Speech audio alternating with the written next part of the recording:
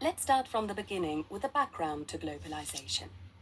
Advances in technology, such as mobile phones, aeroplanes, telephones, and the internet, have made the growth of transport and communication networks possible. Amongst other things, this means that people and countries can exchange information and goods more quickly and in a less complicated way. This process is called globalization. Globalization comes from globe and means the worldwide coming together of countries and nations. The world grows closer together, and there is an active exchange of goods between countries. More affordable products are available for more people. However, not only does an exchange of products and economic goods take place, but also of services, knowledge, cultural goods, and even languages. But where there is light, there is also shadow. Because of globalization and this intense exchange of goods, people and the environment often suffer. If a company decides to move production to an economically disadvantaged country, people in industrialized countries lose their jobs. At the same time, job opportunities open up to many locals in the economically disadvantaged country. Many people in these countries work for very little money in comparison to those in industrialized countries. Therefore, they often remain poor and more often than not do not have sufficient insurance, social insurance, or health insurance cover. A further disadvantage of globalization is ecological problems such as climate change. Hi, I'm Golda. I work at the IMF. What is globalization? Well, imagine bridges just like this, connecting countries all over the world, even countries on opposite sides of the planet. That's globalization. These bridges, these economic links, have made everything from food to electronics cheaper. While globalization has brought more benefits for more people than ever before, it's also true that not everyone has benefited from the increased wealth. For many people, it can appear the bridge is bringing more problems than flowers, and that the economy isn't working for everyone or every country. So what should we do? Well, the solution isn't to destroy our bridges or to throw out the rule book. That would leave us all poorer and less secure. So, do we maintain, rebuild, or redesign these bridges? Write new rules that help them to work better? Or search for new ways to ensure everyone can benefit? Probably all of the above. More than ever, we need international cooperation, countries working together, and the IMF working with its member countries to build the best possible bridges to get us to the future. That will not just be good for the economy, but good for people everywhere. What I've been saying for a while now is finally coming true. And what we're seeing around the world is what's called the end of globalization. Globalization has failed the West and the United States of America. The world has changed much. And I believe the progress that we have made in the partnership sets us up well for the new world order. If countries want to trade, or if they want money to build their economies, they have to agree to the rules. The rules were, use dollars to buy energy and do not mess with US interests. That's where the World Economic Forum in Davos, Switzerland comes in. This is where the world's most powerful people get together to talk about what the new game is going to look like. So first I'm going to try to explain who the players are and what they want. This gets very complex. There's all kinds of different power structures with different incentives pulling in all different directions, all trying to take a piece of whatever replaces this old system. Now, there are technically 4 groups of power. So who are these people? Who am I talking about?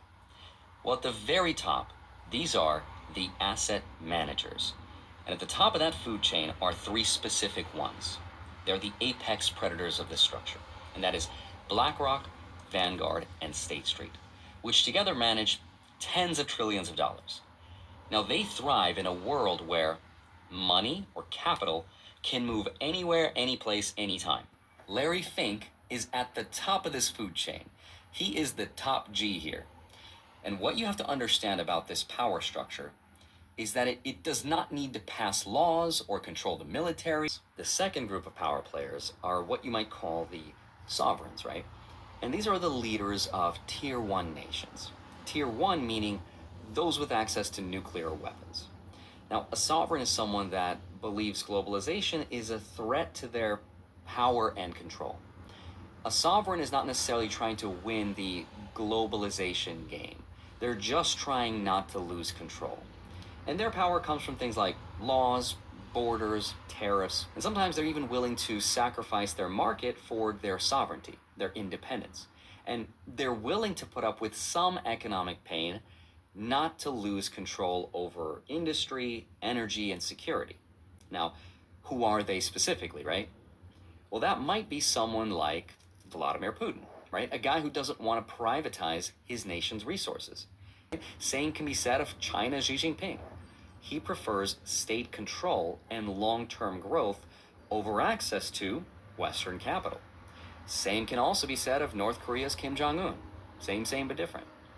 Sovereign power resists globalization because they know they cannot win this game.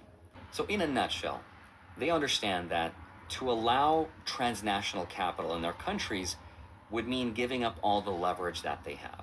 The technologists, sometimes called the technocrats. And they don't really care about nationalism versus globalism.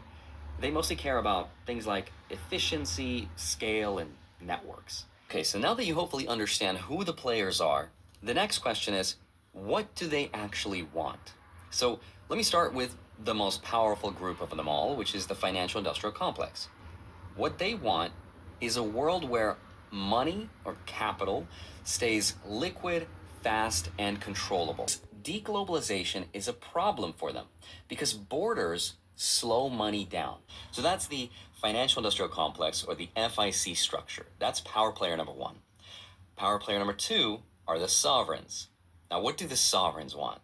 And what they want is almost the opposite: control of their resources.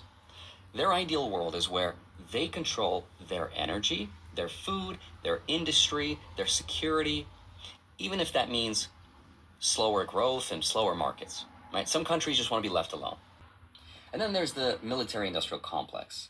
They weren't super represented at the World Economic Forum, but their interests are usually instability, which justifies spending, which enriches the defense contractors, which is ultimately a proxy for the financial industrial complex. Now, the good news, though, is this.